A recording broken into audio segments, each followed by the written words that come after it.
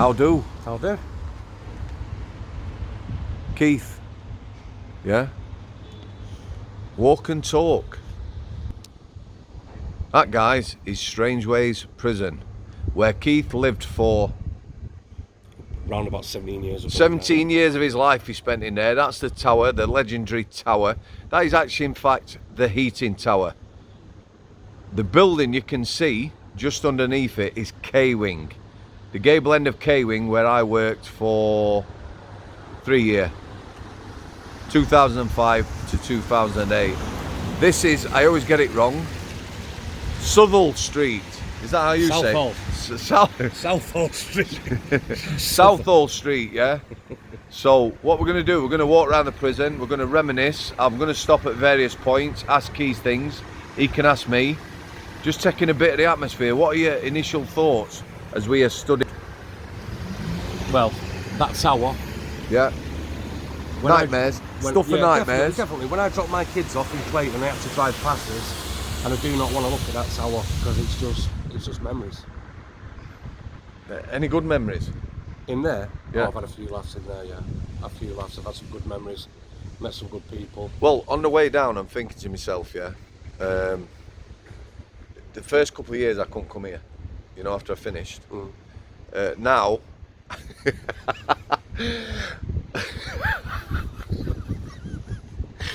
I had a lot of good laughs that might not come across on the channel because, you know, sometimes you don't remember the good times, you don't remember the bad things, you know, the bad incidents, the time your arse were twitching, riot situations, somebody really hurting themselves badly, the lads who were mentally unwell.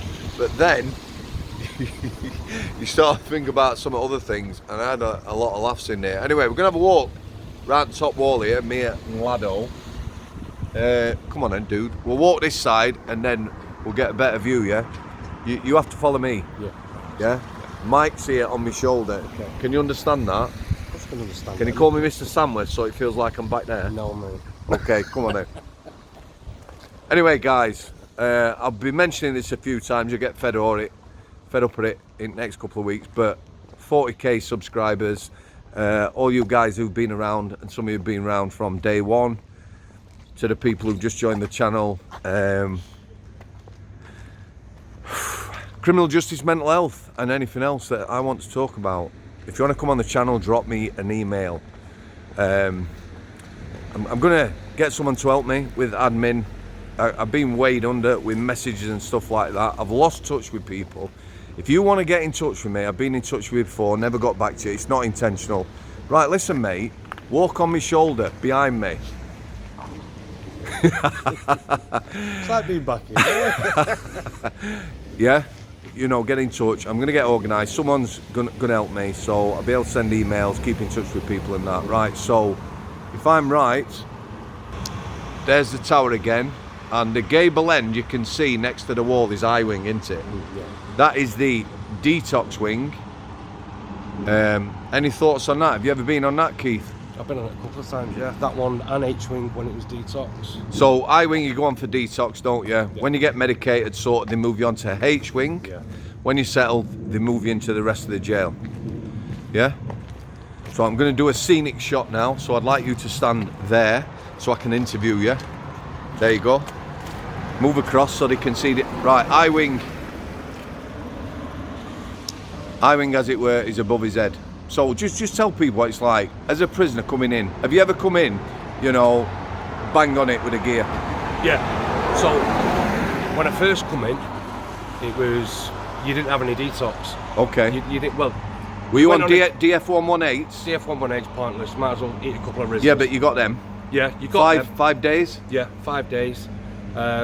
So the wing was just full of poorly people. I was poorly. You're talking 28 days, 30 days where you're just not sleeping, and withdrawals, as simple as that. What is it? Bucket end at bed? Yeah. Bucket at the end of the bed. But like I said, you can't even walk. You couldn't even walk. People were just sitting down on the landings. Do you know what I mean? Because they were that poorly. Right. So I'm going to take you my controversial thoughts. No, they're not. This is my opinion. When I first worked in private sector and people were on DF118s, yeah, I've never been a heroin addict. I don't know. However, what I do know, yeah, people would come in. If you went on E2, which was the induction wing, where all the that was like their I wing, yeah. You see lads on there. Obviously, they didn't come out much. Everyone was unwell, like you say. But what I would see is 2 or 3 or 4 months later, them lads on normal location, put a bit of weight on, Definitely. looking healthy. Yeah, definitely. What I see on I-Wing, my time in there, is lads coming in, going on to I-Wing, going on to H-Wing, they never changed. They get on the methadone and anything else they can get hold of, yeah, and they leave jail, for me, just still raging addicts. Yeah, and the thing is, once you get on that methadone in jail now, they don't persuade you or force you to come off that methadone. So you're going to walk out back on that street with a methadone addiction. So you're in the same boat basically. So it's just an heroin substitute. Well, I'll tell you now, we had a lad on healthcare come on, yeah.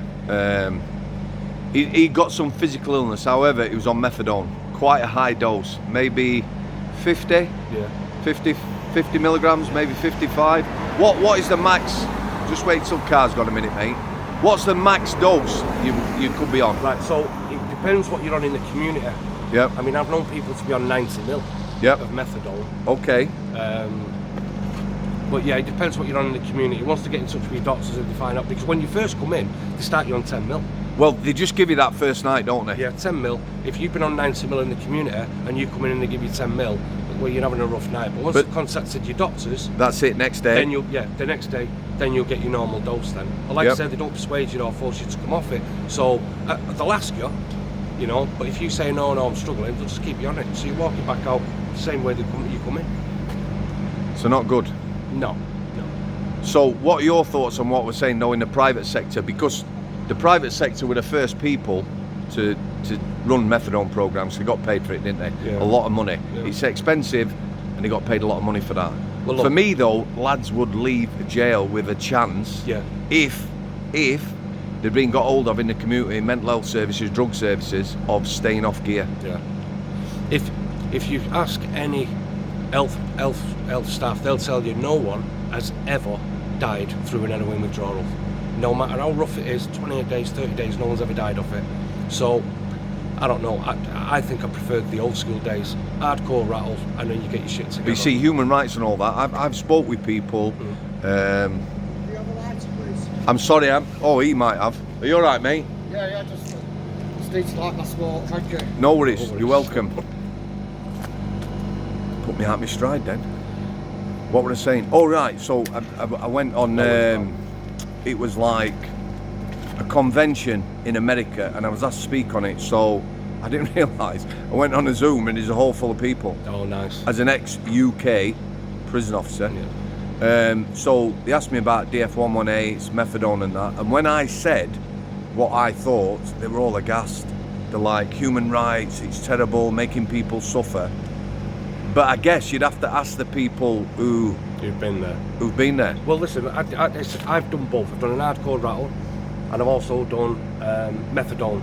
Yeah. Now, you can get down to 3 mil, 2 mil of methadone from 50, 60, 70 mil. Yeah. And when they snap you off at that 2 mil or 1 mil, you're still going to rattle for 2 weeks. You still feel it for 2 weeks. So, for me, I don't know, I just think it's better the old school way. Right, the lad I was talking about, let's walk this way, mate. The lad I was talking about, he come on. So he was getting out of prison, I think, in 6 months' time. And in order to see his daughter, he had to be drug-free, and that meant methadone as well in prison. So we got the detox doctor to see him. Said, listen, this lad needs to come off it, explained everything. He spoke to the doctor. You know what the doctor said? Detox doctor, he's on 50 mil, 6 months. Can't do it. That's what the doctor says, can't get you off it. So, you know what he did, don't you? Used. He just stopped overnight. Oh, right, okay. 50 mil of methadone to nothing. He was obviously ill, but when he left prison, he was drug-free. Yeah. For me, I know it helps some people. I've spoke to people who give their methadone away if they can get heroin to other people who can't afford heroin or whatever. I know it keeps some people on the straight in the community, but for me, you know, you're taking away one problem and giving them another problem. And I'll tell you now, quite definitely as well, in that place and every other prison, there is fucking methadone related deaths. They don't get put down as methadone related deaths with the coroner. Enough people, yeah, lads I knew, brothers, 2 brothers, 3 brothers dying in that prison, yeah, taking methadone. They'll take anything else they can get. It don't matter whether them 2 drugs don't go together, they'll take it, yeah, and they die of a drugs overdose. It does not say that though. It's medication on top of methadone usually does it as well. Yeah, of course it does. But all the coroner is ever looking for, and it shouldn't be, it should be looking for cause of death and how maybe we can improve the system. They're not. Coroners, for me, are always looking to put the blame on prisons. Yeah. Swiftly moving on. Are you ready? Oh, let's go. This is the top end of the jail, guys. Pavement side. I'll take some more footage when we get later down. But it is a shithole. Absolutely. What do you think? It's pretty grim, isn't it, Keith? That's disgusting. It stinks as well. It does. Back with it. So, as you look now, that's the end of I wing. You can see the camera. You've got the rotunda, and that's H wing. So under that rotunda is an exit that brings you out the back by the side of the wall and down the exercise yard. Yeah. So I've come out of there one day with my mate Nobby Nobbler. He was in my first book. A cracking lad, funny, ex-squaddy, loads of bottle, but just a good lad, dry as fuck. I'll tell you who he is after. Do you know who he is? I'm not sure. I'll ask him after. Anyway, like I've said, where I've just shown you under that rotunda, we come out, me and Nobby Nobbler. There's a guy behind us, yeah? I'll not mention his name. One of them Jobsworth prison officers. So as we come out, Nobby Nobbler's give me the old, yeah? Say what? What? He's pretending he's Nobby Nobbler. He says there's a parcel there. Parcel. We're close to the wall here. The wing is what? Less than 5 meters from the wall? Easy. Yeah, someone's chucked a parcel or it was the size of a rugby ball. It was fucking massive. You couldn't miss it, all taped up. Yeah? So, Nobby Nobbler, like me, is thinking, fuck that. You pick a parcel up like that, it's going to be full of rolls. 2 hours extra, paperwork, security, all that bollocks. You know, we're not glory boys us. We just do job, have a laugh, go home, best you can. The guy behind us, yeah, pretty much pushed us out of the way. It was a weedy nerd, one of them people like say was a Jobsworth. Causes more trouble in prison as an officer than he does good. And he's one of them officers where you're constantly undoing the damage. And he's also one of them officers, he's got no bottle, he can't fight, but he gets himself into a situation where he's going to get filled in and you have to get him out. You know the ones, don't you? No. Yeah, he pushed us out of the way, he picked this parcel up, and he was chuffed. He held it close to his chest, and 2 weeks down the line, after lots of paperwork, he got a letter congratulating him on his find. What an amazing find. That's a rugby ball on the path. Anyway, moving swiftly on. So Keith, we've got the wall behind him. This road we've just walked on, next to Southall Street, Oh, yeah, you got it right. is Empire Street. I didn't know that. To the, well, at the end of the wall, you can see the cameras again. So I'm just going to ask you now. I told you about the 2 officers. Mm-hmm. The one who got the rugby ball. Yeah. Yeah, the Jobsworth. Yeah. We'll save the guy the grace of not mentioning his name. Tell me about him as an officer, what you said. Yeah, so... What was he? Arrogant, cocky. At the time, he was my cleaning officer. Yeah. And you couldn't do a good enough job, as simple as that. He was just on you all day long. He was cocky, he was arrogant. So, in the Any end... bottle? No bottle at all. Did he cause problems? Yeah, enough problems. Was he liked? No, not at all. Well, that's it, we're not going to give him any more airtime, mate. Problems. Tell me about Nobby Nobbler. No, that's one of the good guys. Yeah, but right, I've told everyone enough times. It made me laugh. He was a good lad. We did a good job. I fucking enjoyed working with him. But you tell me, as an ex-prisoner, ex-customer, what? How about you tell me what he was like as an officer and what I was like, without blowing smoke up my ass? Okay. Nobby Nobbler first. Right. Nobby Nobler, complete opposite to the officer I've just spoke about. Yep. Yeah, you knew where you stood with him. Yep. Yeah. If he give you the bollocking, Yep. you'd be sweet 5 minutes after. He'd be talking to you. Yeah, with didn't take things respect. personally. No, he didn't take things personally, but you knew where you stood with him. Yep. Yeah, he did his job, and he did a good job as well. And he was liked. Carry on. He was liked. You could have a laugh with him, you know, but like I said, he did his job, and you knew where you stood with him. Like I said, total opposite to the officer I've just been talking about. And what was I like as an officer? Oh, cock. A It's cock? absolutely terrible, yeah. You know, your viewers need to know. Okay, I cut him off then when he called me a cock. So this is Sherburn Street. So as we look down Sherburn Street, I don't know whether you can see the bridge. God, Yeah? look at that. So this area here is what we call the Croft. Yeah, new. That's the wall. That's where the kitchens were, the gym, the workshops. And They're that's still the there. main They're still prison. there, aren't they? And that's the main prison. That bridge links the two areas. If you go on Google Maps, I think you can actually get on the prison site now. You didn't used to be able to. You can have a look. You'll see a big area. They've probably got the five-a-side football pitch, which is next to the workshops, the gym, and everything else. Yeah. Right. And monitored by CCTV. There's your cameras and the wall. So like I say, this road we're walking down, Sherburn Street. Now, can you get on my shoulder again, mate? This road we're walking down now, the prison actually bought it off the council. There was a plan to build a court because it's in the high security state, sorry. It's got a category A status, Strangeways. They were going to build a court. There's a massive cost and risk transporting Cat A prisoners around the country to court. So they figured, build a court within the prison, the Croft side.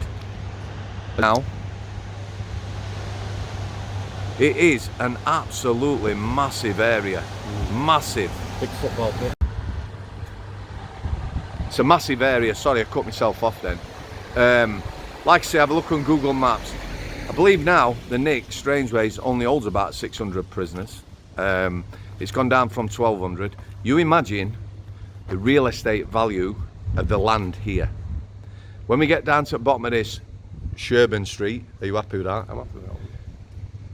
I'll get Keith's views on the area around here and he'll tell you what it's about. But the prison itself, both the main prison and the Croft, is a massive area. You imagine keeping some parts of the prison, maybe building flats inside, keeping some of the buildings as a bit of a feature, be worth a mint.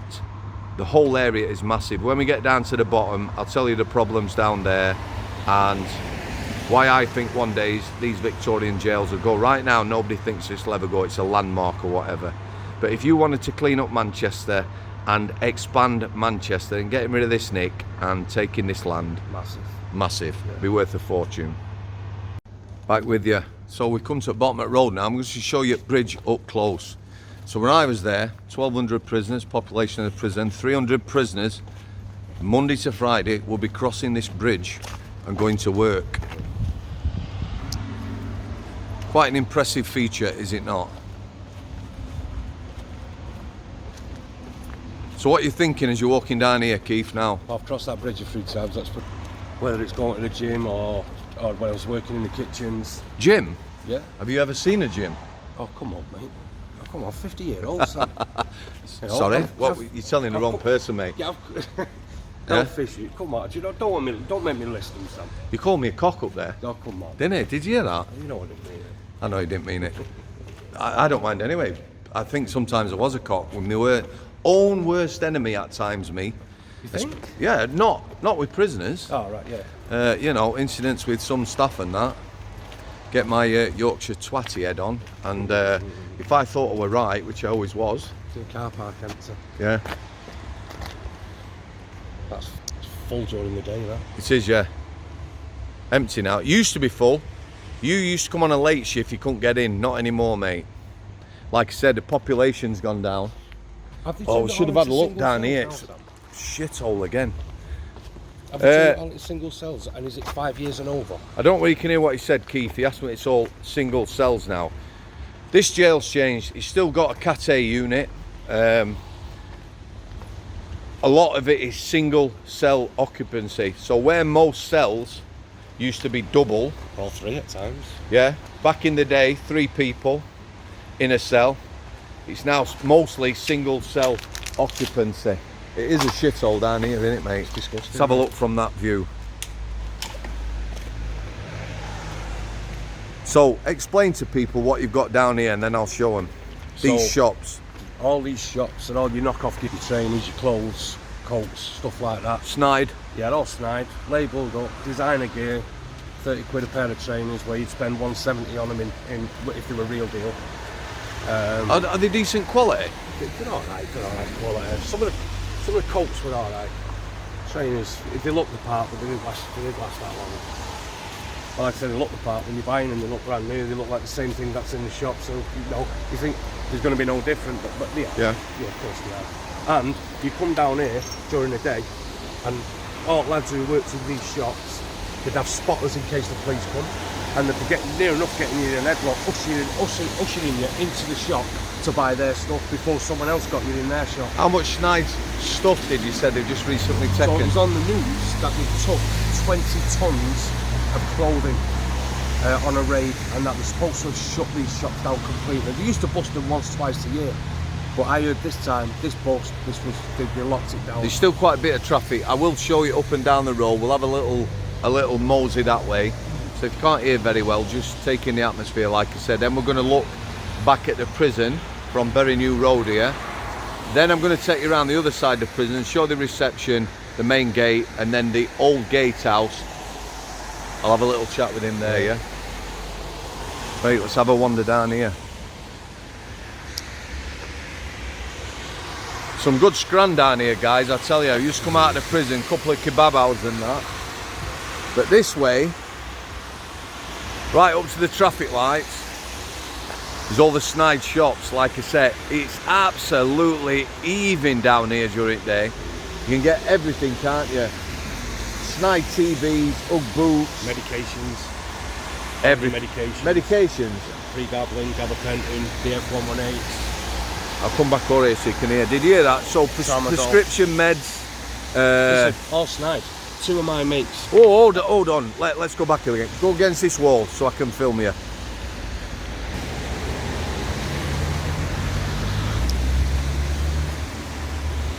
Go on. Yeah, so 2 of my mates came down here, bought pregabalin, gone back home.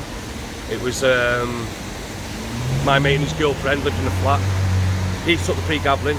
He dropped dead on the Wednesday.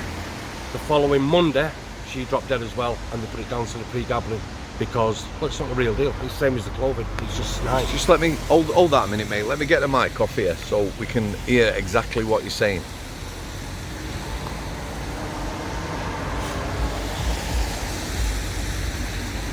Sorry about that, guys. Won't be a second.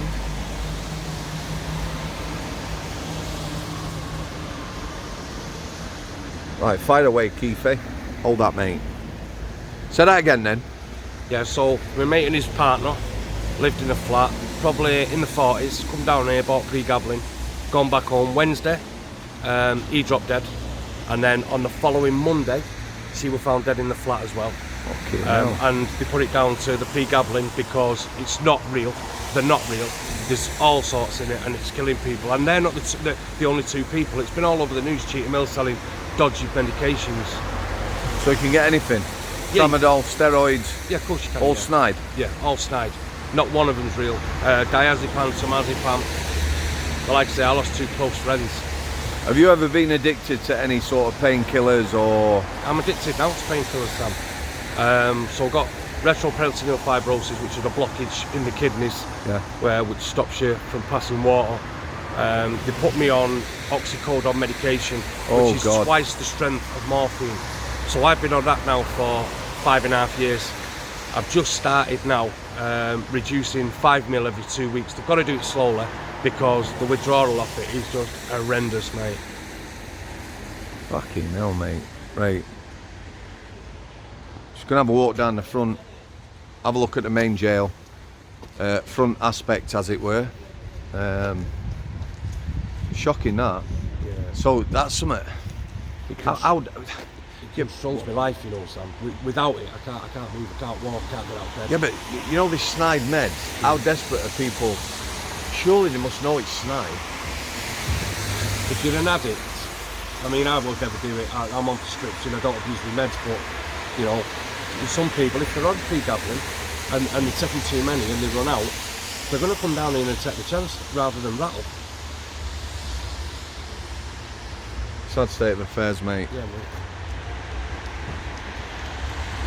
Like I said, there is a bit of traffic, but if you look here, you can actually see the width of the prison. We've just walked round it now. It is and covers a massive area. As you're looking forward now, you can just see the shadow of the tower, which is the heating tower, like I said.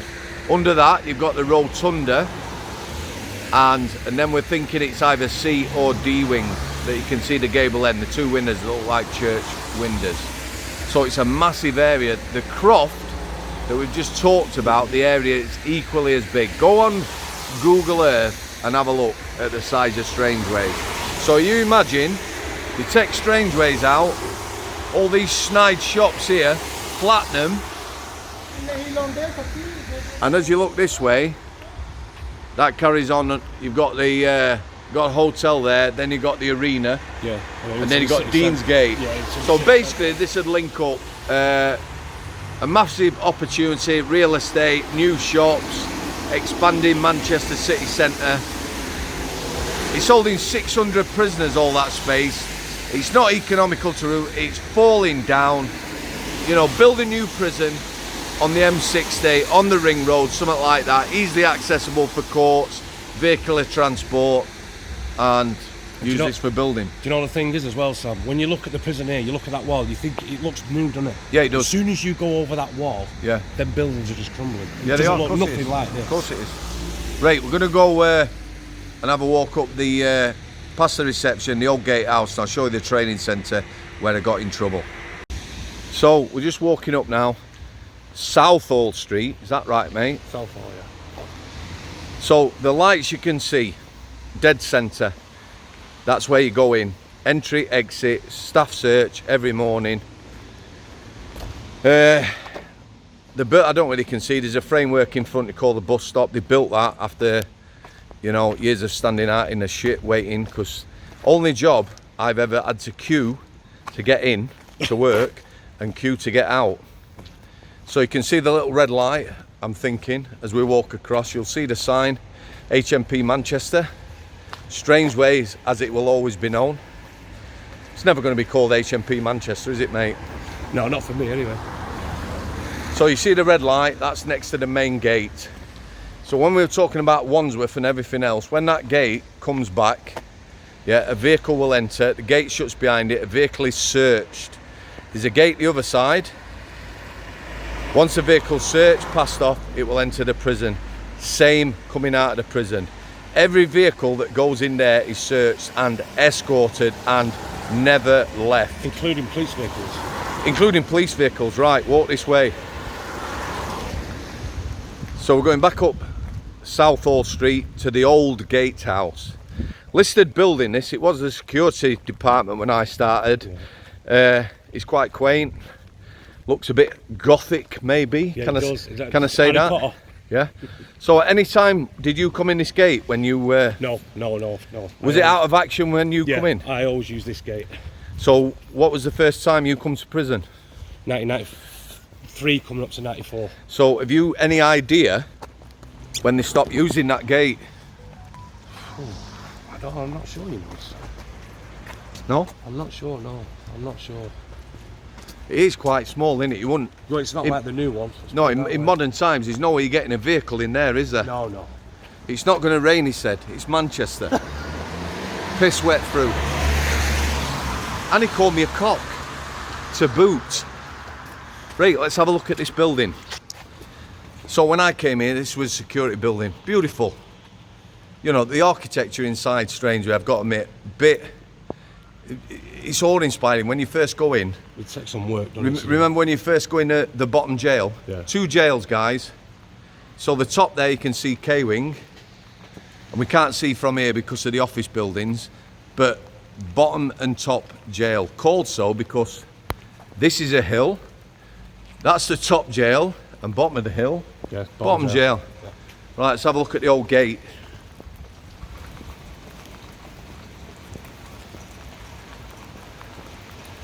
So let's just ask you first, have you enjoyed walking round? Oh, it's great.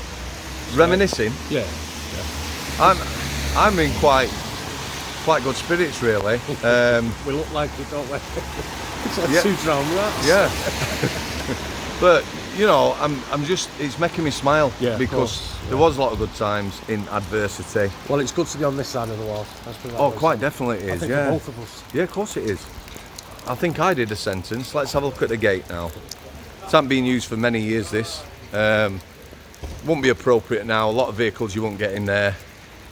Yeah, beautiful. And what do we have here? Do you know what this is, Keith? Was it? In front, there. No, I don't actually. That's the training centre. So Oh, the right. building you look out, this corner building, is the training centre. A lot of people go to New Bold Revel for prison officer training. I was in that building in front of us, I've just shown you, yeah. I didn't have a very good time. In fact, it was shite. However, even though training was shite, you know, I was under constant scrutiny. The number one governor knew who I were after the first week of training. I'll just say again, it's not going to rain, he said. Yeah, everyone knew me coming out of training. I don't mind saying it. I was labelled a bully by a young lady on my course who lasted 12 months, 9 months of that on the sick. The prison service at times tries to be professional and clever. She said I was a bully and also labelled 4 other lads as bullies. Nobody had done fuck all to her, not a word said to her.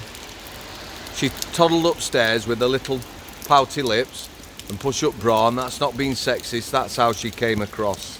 Yeah, and the staff were like, training staff, yeah, they're bullies. Nobody said anything or asked anybody else anything. They took us one by one into that building upstairs. I was the last one upstairs. They called me a cunt. They told me I was a cunt, I wouldn't finish the course, I was a bully, I was a fucking cunt and a bully. I said, can you tell me what I've done wrong? Get out, you cunt. That's all I got. Yeah? That was about the 3rd day of training. I then spent the next 9-10 weeks pretty much having to be the best person I could be. Yeah? Helping everyone on the course, going home every night, 2 hours of homework, handing my essays round, photocopying to help everyone else. That's one lass, and like I say, she lasted 2 minutes in job. It's not a professional job, a prison officer. I work with people who were professional. Yeah, they were. Nobby Nobbler. Yeah? It was a joke, it was a laugh, crude humour, dry humour, but he was a professional, that lad. He did it right. And you know what? He had some empathy and understanding. He probably would not appreciate me saying that, because, you know, you get labelled in this job as soft asses. I was a soft ass.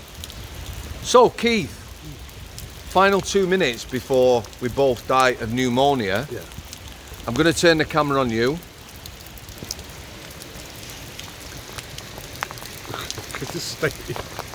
Was the first time you met me on the healthcare? Yeah, it was healthcare, yeah. Yep. Yeah. Why were you on there? I was not on well. The healthcare is a hospital wing, guys. That's all it is. It's like every other wing, only it's got patients on there. Go on then, mate. Why were you on there? I was physically not well. Like I said, I had problems with my kidneys. So yeah, I was on there for that. I think I was on there for about 3 weeks, 3.5 weeks, something like that. I met you, well, obviously as landing officer at first, and then in the association room, where you sat down and you listened to me past. And I think for the first time ever in my life, I was abused at 15 years old. Sexually abused, serious sexual abuse. And I hadn't told anybody. And I spoke to you about it. And for all that time, I hadn't told my parents, I hadn't told anyone. And for some reason, because of your approach time, I ended up telling you. And the first thing you said to me was that it wasn't my fault. And I'd carried guilt for nearly 21 years before you said that to me. And it just changed the way of thinking. I ended up going seeking help, getting sexual abuse counselling because of that, and I believe that changed. It changed my outlook on life. It changed the way I see myself. It changed the way I seen others. So yeah, you helped me a lot, mate. When I said you was a cock, obviously I was joking. Parting shot, no Stephen, Keith today. Listen, when I left the prison service, there's no rehabilitation. I treat and spoke to people how I wanted to be spoke to and treat myself. I now know from people like Keith and others that treating people in a proper manner and speaking them proper and, you know, listening, proper listening, not nodding, listening, yeah, you can help people. Yeah. Well, Keith, it's been a pleasure. There's not a lot else I can say. I will leave the final words with your good self. Just thanks for this, Sam. Thanks for your viewers. 40k subs, much appreciated. God bless you all. Thanks for coming. I'll see you there.